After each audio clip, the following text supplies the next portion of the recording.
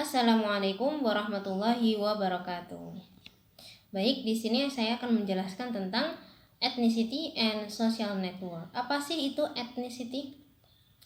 Jadi, sebuah bahasa itu akan menunjukkan tentang siapa si pengguna bahasa. Misalkan ada seseorang yang berkata, piye kabare rek? Nah, maka di situ kita akan tahu bahwa dia orang Surabaya, seperti itu. Jadi bahasa itu menunjukkan identitas etnik atau identitas sukunya, dia berasal dari suku mana. Misalkan contohnya gini, kita pergi ke Jakarta, terus kita mampir ke warung bakso misalkan, terus kita bilang, Mas pesan baksonya 2 ya. Terus penjawabnya bilang, oh baik siap mbak. Terus kita ngomong lagi, sambelnya tolong dipisah nggih. Terus penjawabnya bilang lagi, oh ya siap. Jadi seketika itu penjualnya akan tahu, oh dia berarti berasal dari suku Jawa. Kenapa? Dia tetap menggunakan bahasa Jawanya, ada kata nggih di situ terakhirnya. Jadi bahasa itu akan menunjukkan dari suku apa kamu berasal, atau bahasa ibu kamu apa, seperti itu. Lalu contohnya ini, perbedaan antara bahasa Inggrisnya orang Afrika dengan bahasa standarnya orang Inggris. Kalau orang Afrika dia biasanya pakai she very nice. Kalau yang standarnya she's very nice. Dia tetap mempertahankan to be-nya, dia tetap pakai to be. Tapi kalau orang Afrika dia akan menghilangkan to be-nya. She very nice tanpa koma di atas s dan tanpa is. Seperti kata yang lain, he is teacher, padahal seharusnya he is a teacher. Ada kata is di situ. Ada juga that my book, yang harusnya that's my book. Terus the beer warm, yang seharusnya the beers warm, kayak gitu. Jadi orang Afrika memiliki ciri mereka tidak menggunakan to be ketika dalam percakapan. Maka dari itu ketika orang asli Inggris bertemu dengan orang Afrika, mereka akan langsung tahu, oh ini orang Afrika, karena dia tidak memakai to be dalam percakapannya. Begitu juga dengan bahasa-bahasa yang lain, seperti bahasa Inggrisnya orang-orang yang berkulit hitam, atau bisa disebut British Black English. Mereka biasa digunakan oleh orang-orang yang berkulit hitam ketika dalam pergaulan, seperti bertemu teman atau dengan keluarga atau dengan kerabat-kerabat yang memiliki kedekatan. Berbeda dengan ketika mereka menggunakan bahasa ketika di kampus atau ketika di tempat-tempat formal lainnya, mereka akan menggunakan bahasa Inggris secara santai.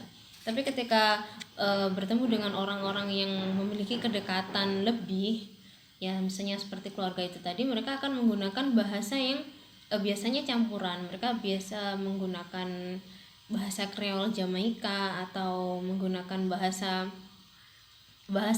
santai yang tidak dipakai oleh orang-orang standar Inggris pada umumnya.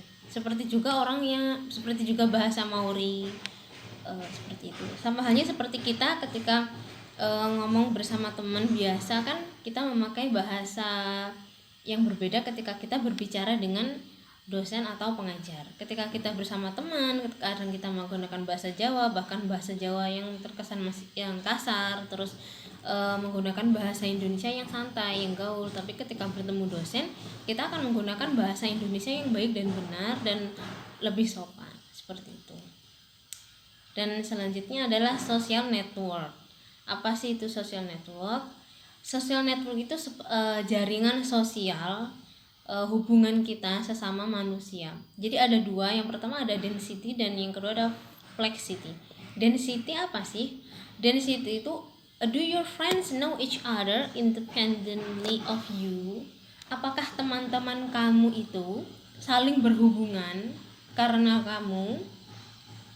Jadi apakah Anda menjadi perantara teman-teman Anda bisa mengetahui satu sama yang lainnya.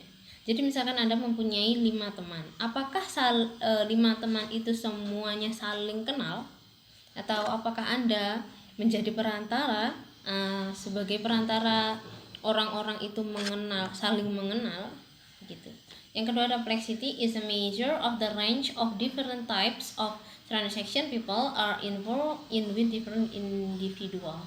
Kalau complexity itu jarak atau jangkauan seberapa dekat kamu dengan orang-orang di sekitar. Complexity itu ada dua, ada uniplex sama multiplex. Kalau uniplex itu dimana pertemanan kamu itu hanya sekedar di situasi dan kondisi tertentu. Misalkan gini, Anda bekerja dengan satu orang itu, tapi ketika Anda bermain, Anda bersama dengan orang yang lainnya. Beda lagi dengan ketika Anda beribadah, beda lagi ketika Anda misalkan bepergian jauh gitu. Jadi misalkan ketika sekolah saya bersama si A, tapi ketika bermain atau misalkan beribadah kita bersama si C atau bersama si yang lainnya. Jadi teman antar kegiatan itu semuanya tidak sama, maka itu disebut relationship yang uniplex. Jadi dengan orang tertentu di situasi, tempat, dan kondisi yang tertentu. Dan yang kedua adalah multiplex. Multiplex itu adalah hubungan di mana dengan satu orang itu Anda melakukan banyak hal sekaligus. Misalkan saya punya teman namanya Zakia. Jadi saya sekolah bersama Zakia, satu bangku dengan Zakia, terus bermain pun bersama Zakia, ketika mengerjakan tugas bersama Zakia, ketika beribadah, ketika ke masjid, ketika mungkin dengan kegiatan-kegiatan yang lain saya bersama Zakia, maka hubungan itu disebut multiplex. Jadi satu orang dengan mengerjakan berbagai hal bersama. Jadi lebih ke, kalau bahasa sekarangnya seperti bestie gitu ya. Jadi nggak dia tidak berganti-ganti orang, jadi tetap dengan orang itu. Misalkan saya berada di pondok itu dulu kan, jadi satu kamar itu juga ada teman sekelas. Jadi ketika di kamar juga bersama teman itu, ketika di kelas juga bersama orang itu, dan ketika ke masjid pun kita juga bersama. Jadi belajar pun bersama. Jadi ya itu bersama orang-orang itu saja, maka itu namanya relationshipnya bisa dibilang multiplex. Baik, terima kasih. Begitulah pemahaman saya tentang ethnicity dan social network. Semoga bermanfaat untuk semuanya. Wassalamualaikum warahmatullahi wabarakatuh.